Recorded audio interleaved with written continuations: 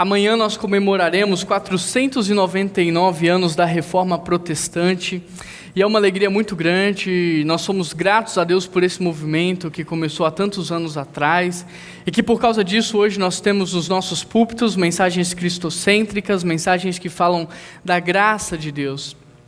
E é exatamente por isso que eu te convido a abrir a sua Bíblia em Mateus 11 e nós vamos ler dos versos 28 até o versículo 30. Enquanto você termina de procurar, queria contar de forma muito sucinta e breve um pedacinho do meu testemunho, mas de forma muito sucinta.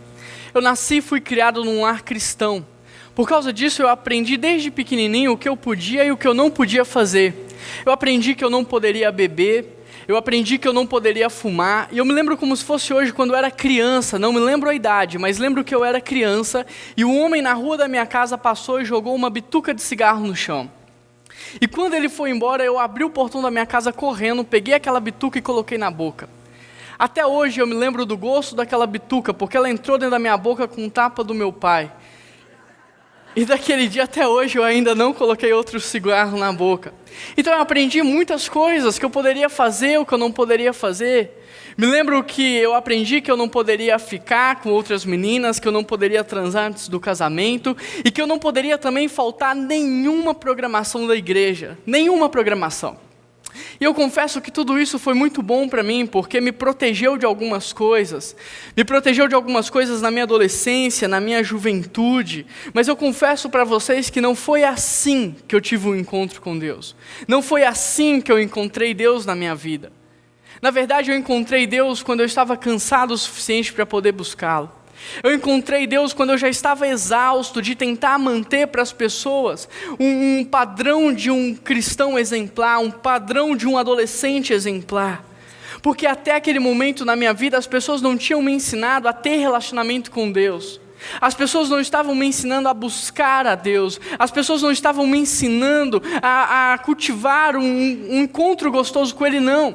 O que as pessoas estavam me ensinando era reproduzir um modelo de ser Deus, de tentar ser perfeito, de tentar cumprir todas as regras.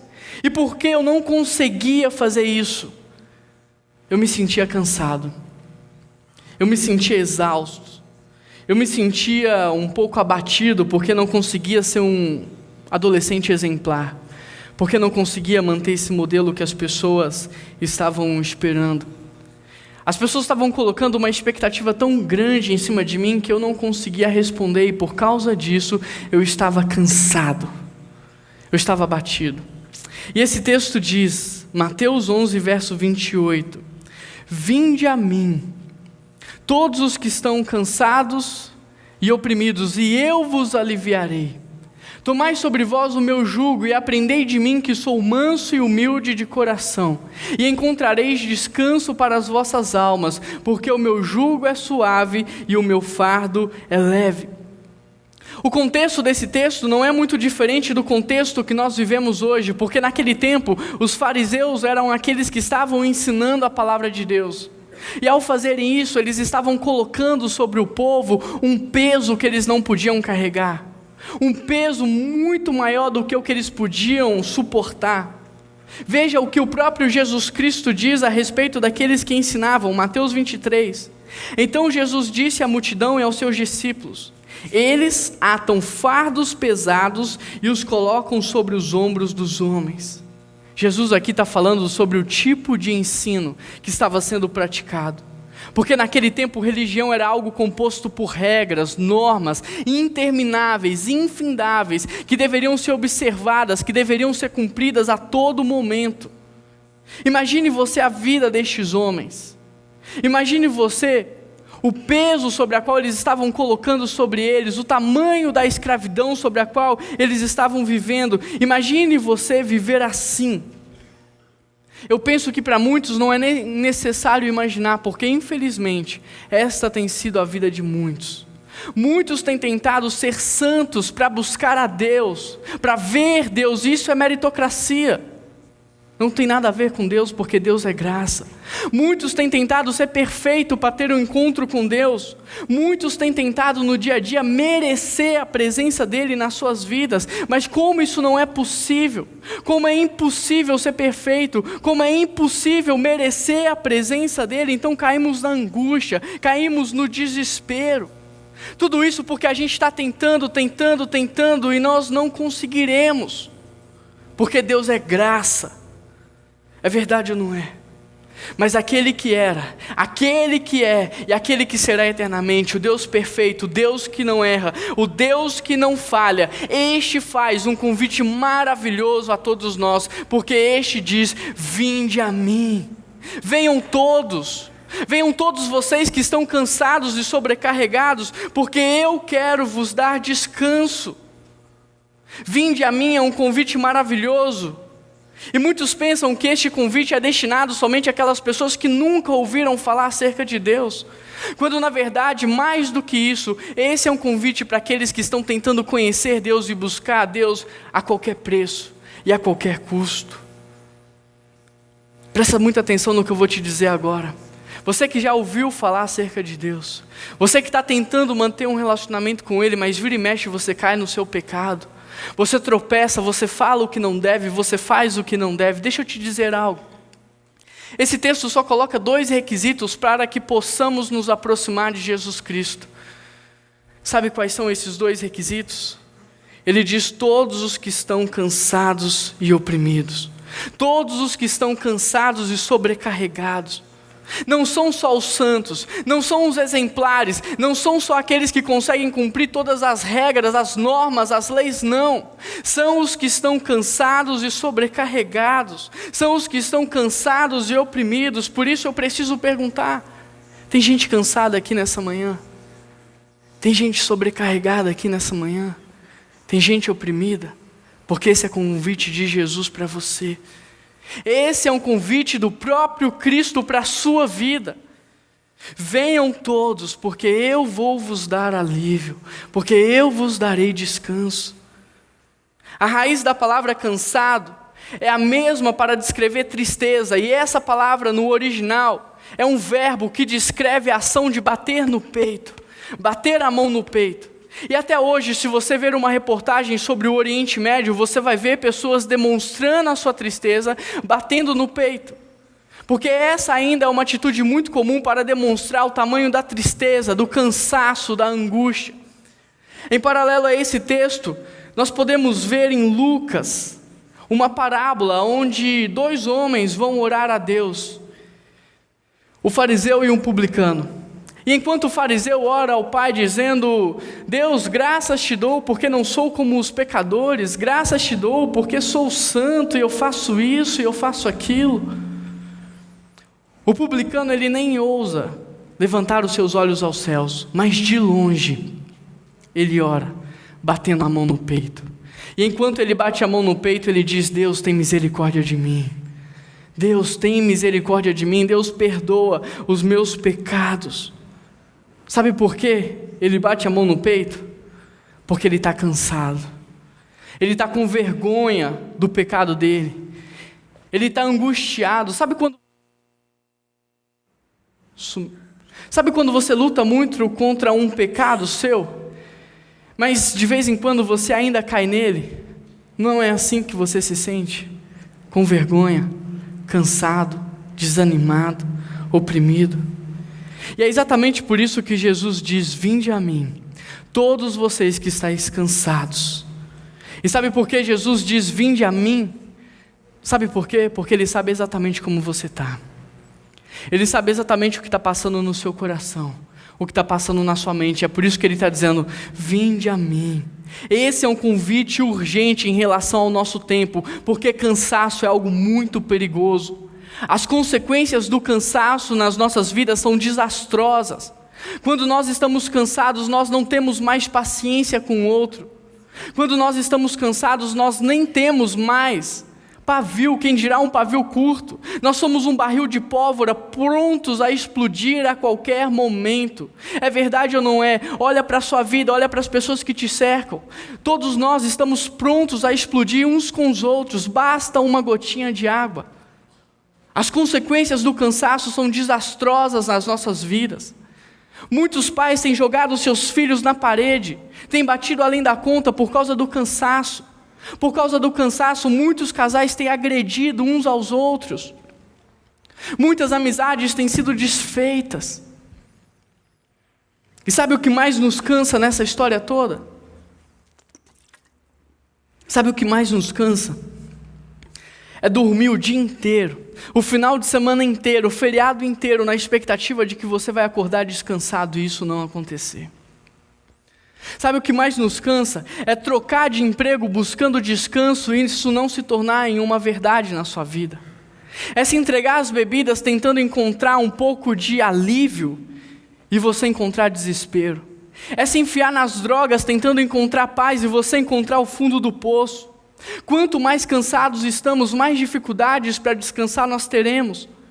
E quanto mais dificuldades para descansar nós temos, mais iremos recorrer ao uso de drogas, bebidas, remédios. Quantos hoje não precisam de bebidas para se sentir felizes, para poder brincar, para poder sorrir um pouco? Quantos hoje não precisam de drogas para se sentir em paz, livre de problemas? Quantos hoje não precisam de remédios para dormir, para conseguir ter uma noite de sono? Quantos? Sabe, o que mais nos cansa nessa história toda? É procurar descanso e não encontrá-lo. É procurar alívio e não achá-lo. E é exatamente por isso que nós encontramos nas Escrituras: deixo-lhes a paz. A minha paz vos dou, e não a dou como o mundo a dá. Sabe por quê? Porque a paz que o mundo dá, ela não é verdadeira. Ela passa em segundos, ela passa em horas. Ela depende de substâncias químicas, ela depende de uma vida isenta de problemas. Essa paz não é real, essa paz não é verdadeira. Por isso está escrito: eu vos dou a paz e não dou como o mundo a dá, porque a paz de Jesus é verdadeira.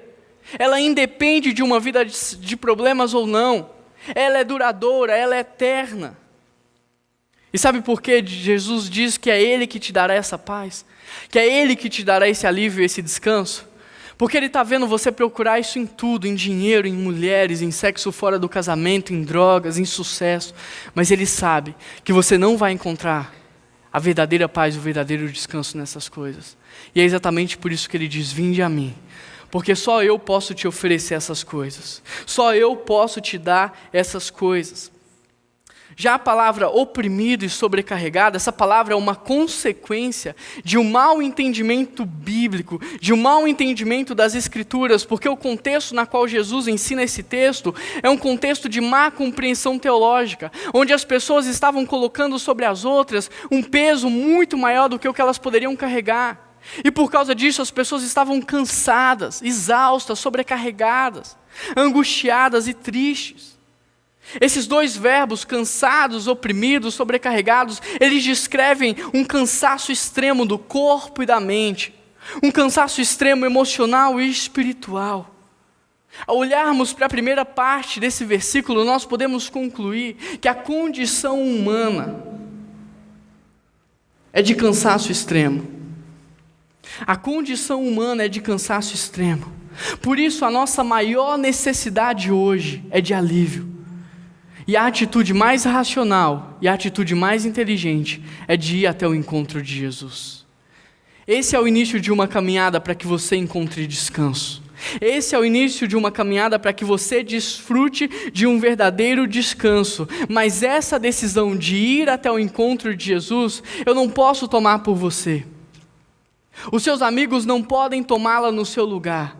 O seu chefe não pode tomar por você. A decisão de ir até o encontro de Jesus é uma decisão que só você pode tomar. É uma decisão que você tem que tomar. Agora, observe muito bem como termina a primeira parte desse versículo. Observe bem, porque ele diz: e eu. E eu. Nessa altura, o e eu é algo maravilhoso. Nessa altura, o eu é algo incrível, e quando nós nos deparamos com essa expressão, nós podemos dar pulos de alegria. Sabe por quê? Porque esse texto começa dizendo: vinde a mim, e agora esse primeiro versículo termina com a expressão e eu. Se você não está entendendo, sabe o que isso significa? Que quando você vai ao encontro de Jesus, você não precisa mais se preocupar se você vai dar conta. Você já não precisa se preocupar se você é merecedor ou não, porque o alívio já não depende de quem você é ou de que você faz. Não é conquista sua, mas ele é presente de Jesus para todos que se aproximam dele. Amém? É presente de Jesus para todos os que se aproximam dele, é dádiva de Deus. E o texto continua: vinde a mim e eu vos aliviarei. O que nós precisamos ter em mente quando lemos uma expressão como essa, aliviarei, é que alívio é diferente de descanso. E é por isso que eles estão separados no texto. Alívio é completamente diferente de descanso. Por exemplo, quando eu era adolescente, eu estava numa chácara de um amigo e eu acordei muito cedo e fui fazer minha devocional. E eu saí e fui caminhar perto do lago lá da chácara dele. E enquanto eu estava orando ali, conversando com Deus, eu comecei a escutar um latido de um cachorro. E eu pensei, puxa, meu amigo não acordou para prender os cachorros. E quando eu me assusto, tem um Rottweiler correndo na minha direção. Naquele dia eu corri tanto, eu acho que até hoje eu nunca corri tanto quanto eu corri naquele dia. E aquele cachorro louco correndo atrás de mim, latindo, e eu gritando desesperadamente, pedindo ajuda, pedindo socorro.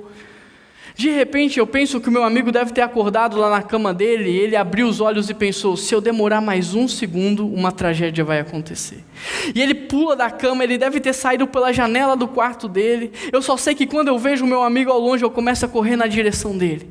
E enquanto corro, eu começo a gritar, socorro, socorro, socorro, socorro. E quando eu passo pelo meu amigo, ele pula no cachorro dele, ele segura o cachorro e ele acalma aquele cachorro. Naquele momento eu senti alívio. Mas descanso eu só senti quando eu estava no hospital tomando calmante na veia. Brincadeira. Naquele momento eu senti alívio.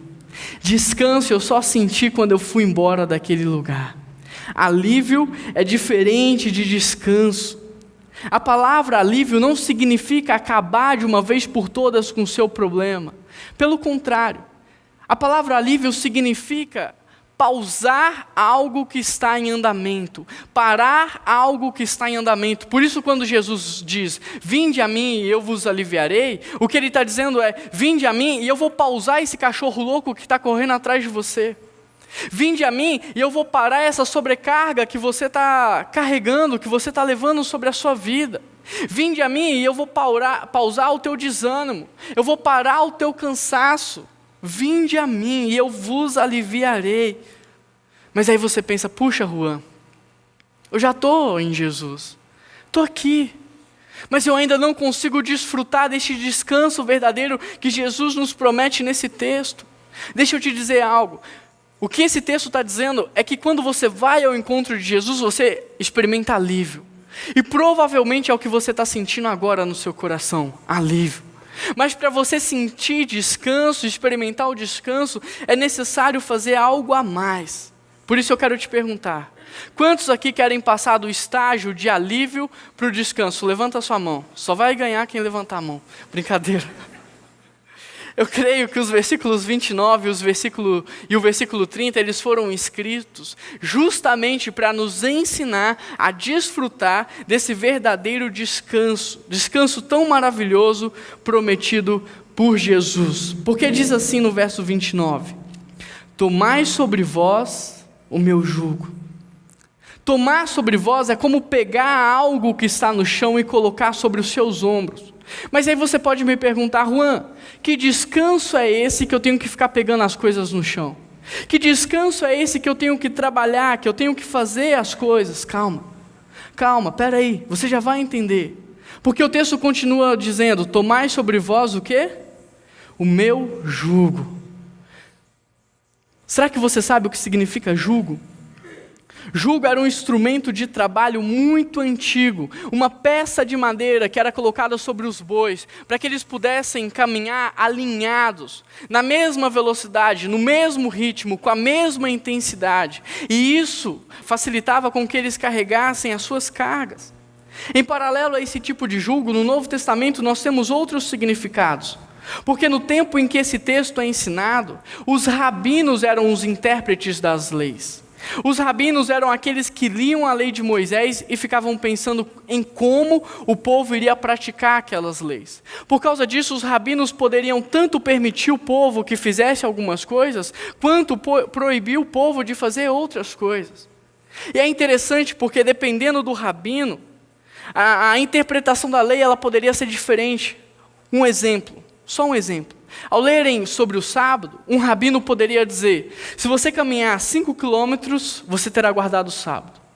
Não terá problema com isso. Mas outro rabino poderia dizer: você não pode caminhar os 5 quilômetros, porque se você fizer isso, você não guardou o sábado. E outro rabino poderia dizer: olha, você pode até caminhar mais do que 5 quilômetros, mas você não pode carregar sacolas e nada na sua mão.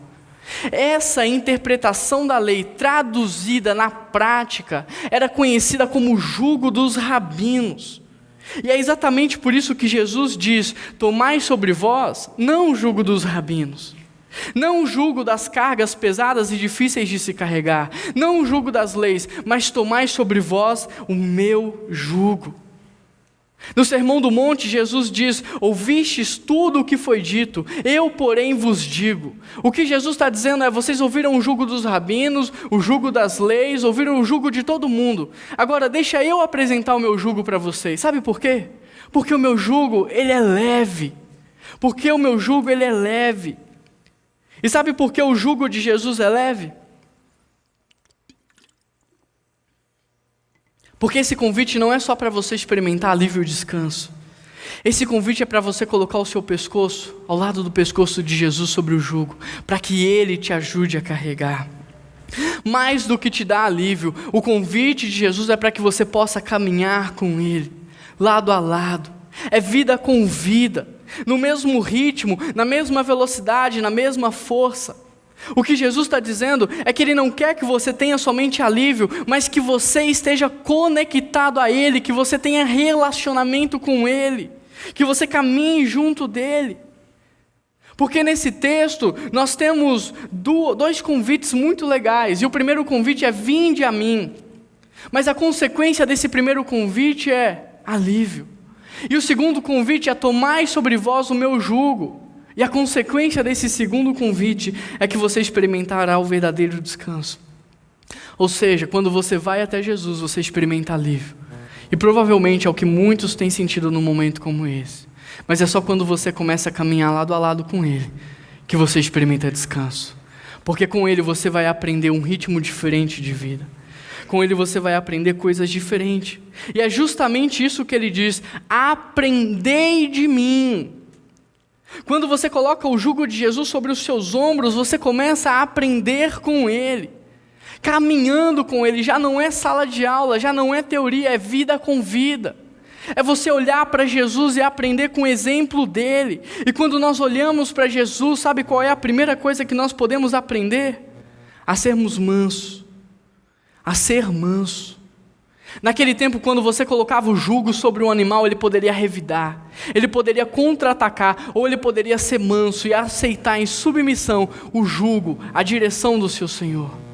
E a Bíblia nos dá o exemplo das ovelhas, porque as ovelhas elas são levadas a ser tosquiadas, mas elas não abrem a sua boca. Elas são levadas para o matadouro, contudo, elas não dizem nada.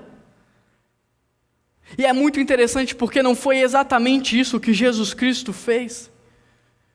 Ele foi humilhado, ele foi açoitado, cuspiram no rosto dele, ele foi pedrejado, ele foi, enfim, levado para o matadouro, contudo ele não abriu a sua boca, ele não reclamou, ele não tentou se justificar, ele não tentou se explicar, ele não abriu a sua boca.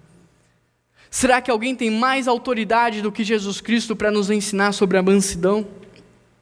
Será que alguém tem mais autoridade do que o próprio Cristo para nos ensinar a sermos mansos? Porque de acordo com o exemplo bíblico das ovelhas e o próprio exemplo de Cristo, manso é todo aquele que não se defende. Manso é todo aquele que não revida. Manso é todo aquele que não se justifica, que não se explica. Manso é todo aquele que não se vinga, que não contra-ataca. Sabe o que tem nos cansado hoje? É que além de procurar descanso e não o encontrar, nós temos ficado nos defendendo o tempo todo, defendendo o nosso nome, a nossa reputação, as nossas ideias. Mas talvez você diga: Juan, isso não combina comigo, eu não me defendo. Não, deixa eu te dizer algo. Um soco no ar quando ninguém está vendo é uma defesa. Ficar em silêncio pode ser uma defesa. Ficar se explicando muito é uma defesa. Autojustificativas são defesas. Contra-atacar, revidar é uma defesa. E Jesus está dizendo: para com isso. Não precisa disso. Venham e aprendam comigo. Venham e aprendam comigo. Veja o que diz 1 Pedro. Pois para isto foste chamados, porquanto também Cristo padeceu por vós, para vos deixar o quê? Exemplo. Para que sigais o quê? As suas pisadas. Ele não cometeu pecado, nem foi achado engano na sua boca. Mas presta atenção. Quando foi insultado, não revidava. Quando sofria, não fazia ameaças, mas entregava-se àquele que julga com justiça. Este é o exemplo a ser seguido. Esse é o exemplo que Cristo nos dá. Este é aquele que diz: Pai, perdoa, porque eles não sabem o que fazem. Eu não quero que o Senhor derrame sobre ele a sua ira, não, eu quero que o Senhor os perdoe, porque eles não sabem o que fazem. Ficar defendendo o seu nome, a sua reputação, as suas ideias, o seu orgulho, o que você faz, os seus bens, tudo isso cansa demais. Cansa além da conta, esgota as nossas forças. E meu querido, se você quer experimentar o verdadeiro descanso, aprenda de uma vez por todas a não se defender. A não se defender, não importa a área que você está sendo atacado. Não importa qual seja a coisa que estão atacando na sua vida. Confie na justiça de Deus, porque Ele tudo vê, Ele tudo sabe e Ele é perfeito. O homem falha, mas Deus não falha. Confie na justiça de Deus. Humilhai-vos sobre a sua poderosa mão, para que no tempo certo Ele vos exalte. Confie na justiça de Deus. Já a palavra humildade significa ter a cara no pó. Significa ter o rosto no pó. Spurgeon certa vez disse: se teu rosto estiver uma polegada afastado do chão, então você estará uma polegada alto demais. Uma polegada elevado demais do seu verdadeiro lugar. Outro significado para a humildade está no Sermão do Monte, quando encontramos: bem-aventurado, feliz, bem-sucedido é o pobre de espírito. É o pobre de espírito. E a principal característica do pobre é que ele não tem nada. E porque ele não tem nada, ele não precisa defender nada. E porque ele não tem nada, ele precisa depender de alguém. No grego há duas palavras para descrever o pobre. A primeira palavra descreve alguém que é pobre, mas tem um pouquinho. Ele tem como conseguir as coisas básicas do dia a dia. Enquanto que a outra palavra, essa que Jesus escolhe para esse texto, essa palavra significa alguém que é pobre mesmo, muito pobre, tão pobre a ponto de não ter nada. E além de não ter nada, ele também não tem como conseguir, e por causa disso ele é totalmente dependente. Ele tem que mendigar, ele tem que pedir, ele tem que implorar. Em cima desse texto, Hernandes Dias Lopes diz: o homem, ele está mendigando não no seu exterior, mas no seu interior. Por isso, ser pobre de espírito não significa ter pouca grana, não tem nada a ver com isso. Não significa ter a estima baixa ou uma vida espiritual fraca, não tem nada a ver com essas coisas. Pobre de espírito tem tudo a ver com o tamanho da sua dependência de Deus. É porque você reconhece que não é ninguém, é que você entende que você é totalmente dependente da graça e da misericórdia dEle, que você é totalmente dependente da presença dEle na sua vida. Olha o que o teólogo Victor afirma: quanto mais você andar com Jesus, mais deveria perceber que é um ser caído, com uma conscientização cada vez maior dos seus pecados. Esta é a experiência universal dos grandes santos da cristandade. Quando eles chegam no final da vida, eles não estão tecendo elogios à própria santificação, animando-se com palavras de encorajamento e proclamando quão grandes santos são. Pelo contrário, são pessoas submissas e contritas, que choram amargamente o estado caído de sua natureza humana. No dia a dia nós percebemos o crescimento de uma criança, à medida em que ela vai se tornando cada vez mais independente dos seus pais. É verdade ou não é? à medida em que ela deixa de depender do pai para comer, para dormir. Mas na vida espiritual não é assim. Percebemos o crescimento espiritual de uma pessoa à medida em que ela vai se tornando cada vez mais dependente de Deus. Porque quanto mais próximo você caminha de Jesus, mais as suas imperfeições são levadas às claras. Por isso, mais dependente da graça e da misericórdia você fica. E isso está muito claro na vida de Paulo. É possível ver o crescimento espiritual de Paulo à medida como ele vai se enxergando e declarando isso nas Escrituras. Olha o que ele diz no ano 54, perto do ano 54. Pois eu sou o menor dos apóstolos. Olha o que ele diz perto do ano 60. Eu sou o menor de todos os santos. Mas o crescimento de Paulo não para por aí. Ele continua crescendo, porque perto do ano 67 ele disse: Cristo veio ao mundo para salvar os pecadores, do quais eu sou o pior. Percebe o crescimento espiritual de Paulo? Ele começa se achando o menor de todos os apóstolos, depois o menor de todos os homens cristãos, e ele termina se achando o pior de todos os pecadores. Porque à medida em que ele caminhava com Deus, ele ia entendendo quão dependente de Deus ele era. O quão dependente da graça e misericórdia de Deus ele era. E Paulo, ele diz: sede os meus imitadores, assim como eu sou um imitador de Cristo. E Cristo, num texto como esse, está dizendo: aprendei de mim, que sou manso e humilde de coração. Filipenses 2 diz: seja a atitude de vocês a mesma de Cristo Jesus, que embora sendo Deus, não considerou o ser igual a Deus coisa que devia se apegar, mas esvaziou-se a si mesmo, vindo a ser servo, semelhante aos homens. Humildade é você reconhecer que você é desesperadamente dependente da graça e da misericórdia de Deus. Humildade é você entender desesperadamente que você é dependente da presença de Deus na sua vida. E é aí que você encontrará descanso. É aí que você encontrará descanso para a sua vida. Quem é que não conhece o relato bíblico de Gênesis 3, ou o episódio bíblico de Gênesis 3, onde é escrito ou demonstrado a ruptura entre o Criador e a criatura? Onde é demonstrado a quebra de relacionamentos entre Deus e o homem. Através dessa ruptura, dessa quebra de relacionamentos, nós passamos a sofrer um desequilíbrio integral da mente, do corpo, emocional e um desequilíbrio espiritual. A queda narrada em Gênesis 3 trouxe danos terríveis à nossa humanidade. A luta por domínio, o cansaço, a inveja, sentimentos terríveis, tristeza, depressão, por aí vai.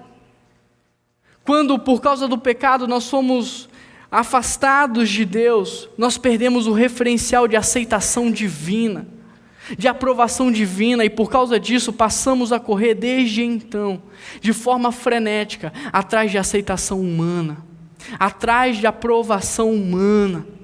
E essa busca frenética, essa corrida atrás de aprovação e de aceitação, nos fez sair do ritmo que Deus desenhou para nós. E por causa disso, hoje sofremos com ansiedade, baixa autoestima, depressão, doenças psicossomáticas, solidão, cansaço extremo, e por aí vai. Porque a gente está submetendo a nossa vida, o nosso corpo e a nossa alma a um ritmo desumano de vida, a um ritmo predatório, que é capaz de nos destruir quanto pessoas, mas também a nossa saúde, a nossa capacidade de servir a Deus. Por isso, o que nós mais precisamos num momento como esse é de sermos reconduzidos ao ritmo original que Deus desenhou para nós no início da humanidade, ao ritmo de vida que Deus sonhou para cada um de nós. E é exatamente por isso que ele diz: tomai sobre vós o meu jugo e aprendei de mim. Precisamos colocar o jugo de Jesus sobre as nossas vidas e caminhar lado a lado com Ele. E aprender com Ele humildade e mansidão, um ritmo de vida completamente diferente do ritmo de vida que temos praticado. Um ritmo de vida que é diferente do ritmo proposto pelo mundo. Podemos aprender com Jesus, por exemplo, a permanecer na presença dEle, a produzir e a descansar. Quando caminhamos lado a lado com Jesus, aprendemos um ritmo diferente, onde temos tempo para permanecer na presença dEle, produzir e descansar. E é isso que Jesus tem para a sua vida, mas isso você só aprenderá quando você entrar nessa caminhada, quando você caminhar com Ele, quando você tiver relacionamento com Ele. Quero já chamar os meus amigos aqui da banda. Presta atenção nesse texto. No versículo 28 desse texto, Jesus ele nos oferece alívio. No versículo 29, Jesus está nos oferecendo o seu ensino, a mansidão, a humildade. E no versículo 30, Jesus ele vem para nos oferecer trabalho. Sabe por quê? Porque jugo suave não significa ficar numa rede tomando água de coco. Como eu já disse no início, jugo era um instrumento de trabalho. Jugo é um instrumento de trabalho. E na Bíblia, sempre que alguém está triste, Deus convida essa pessoa a trabalhar. Como grande exemplo bíblico, nós temos Elias. Elias estava tão triste, tão cansado e tão abatido que ele pedia a Deus para tirar a vida dele. Mas ao invés de passar a mão na cabeça de Elias e dizer, olha que dozinha de Elias, olha como meu filhinho está cansado, olha como ele está abatido, Deus não faz isso. Sabe o que ele diz? Ele diz, Elias, vai trabalhar, vai ajudar alguém, vai fazer alguma coisa, vai me servir. E é assim que Elias sai da tristeza. Gálatas 6, verso 2 diz, levai as cargas uns dos outros. Quando carregamos a nossa própria carga, nós sofremos de um cansaço extremo. Mas quando entregamos a nossa carga nas mãos de Jesus e passamos a carregar a carga do outro, então experimentamos descanso, porque ela é mais leve que a nossa. E isso significa ser irmão. Algum tempo atrás, no pequeno grupo do Tiago, a gente teve a presença do Paulo Capelletti. Ele disse algo que me marcou muito. Ele disse assim, olha, o diabo esvaziou o sentido da palavra cristão, da palavra irmão. E ele contou uma experiência que ele teve, onde ele viu um carroceiro na rua lá carregando a carga dele, a carroça dele pesada, e ele para o carro do lado daquele homem e ele diz assim, olha, dá essa carroça para alguém que precisa mais do que você, porque a partir de hoje você vai morar comigo, você vai morar na minha casa. E aquele homem diz, você está brincando comigo? Isso é uma pegadinha? Não, a partir de hoje você vai ser o meu irmão e eu vou cuidar de você. A partir de hoje você vai ser alguém da minha família e você vai morar comigo. E aquele homem entrega a carroça dele para outra pessoa e vai morar com Paulo Capelletti. A partir daquele dia, aquele homem nunca mais aceitou ser chamado pelo nome, mas ele queria que o Paulo chamasse somente pelo título de irmão. E a partir daquele dia, ele passou a chamar o Paulo também de irmão, porque ele entendeu, na prática, através da vida daquele homem, através da sua família e da sua casa, o que realmente significava a palavra irmão. Hoje esse homem tem a sua própria família, a sua própria casa, o seu próprio emprego, os seus próprios meios de sobrevivência, mas até hoje eles se chamam de irmão, porque irmão é isso, é carregar um ao outro, é ajudar um ao outro. E às vezes a gente fica tão preocupado com o nosso próprio umbigo, tão preocupado com o nosso próprio nome, com a nossa fama, com a nossa reputação, com os nossos bens, que é exatamente por isso que nos cansamos. Se você numa manhã como essa está triste, está cansado, está sobrecarregado, eu te desafio a parar de olhar para você mesmo e a olhar para aquele que está ao seu lado, porque eu tenho certeza absoluta que você vai sair dessa tristeza. Porque Jesus diz, o meu fardo é leve, o meu jugo é suave. Quando tiramos o foco de nós, passamos a experimentar leveza. Meu amigo, esse texto que nós estudamos nessa manhã, ele fala da graça de Deus. Sabe por quê? Porque a gente é falho, nós somos pecadores, nós não merecemos, mas num texto como esse, nós encontramos o convite de Jesus. E esse convite não é para aqueles que são perfeitos, mas são para aqueles que estão cansados e sobrecarregados. É para aqueles que estão cansados e oprimidos. Nesse texto nós encontramos o alívio de Jesus para as nossas vidas. Nós encontramos o seu jugo suave. Nós encontramos o seu ensinamento sobre a mansidão, sobre a humildade. Nós encontramos um ritmo de vida saudável para nós, onde permanecemos na presença dEle, trabalhamos e descansamos. E nós encontramos o verdadeiro descanso que Ele nos promete. Não é por um acaso que Jesus diz: vinde a mim, porque Ele também diz: eu sou o caminho, eu sou a verdade, e eu sou a única fonte de vida que existe. Não é à toa que Ele diz: vinde a mim, porque este é o único que tem poder para mudar a sua vida. Esse é o único que tem poder para transformar a sua história, para acabar com o teu sofrimento, o teu cansaço. Esse é o único que tem poder para te carregar nos braços. E muitas vezes Ele quer fazer isso através de nós, que somos os teus irmãos, que somos a tua família. Esse é Jesus, amém? Esse é Jesus, este é o meu Deus, este é o meu Salvador. E nessa manhã Ele também pode ser o seu Deus. Nessa manhã Ele também pode ser o seu Salvador. Se você deixar Ele agir na sua vida, se você aceitá-lo, Ele pode entrar na sua vida e transformá-la. Mas essa é uma decisão que só você pode tomar. Eu não posso tomar por você. Ninguém aqui pode tomar por você. Essa mudança de vida você tem que querer, porque é você que tem que se aproximar de Jesus. O máximo que eu posso fazer num momento como esse é te dar as mãos e te levar até Ele.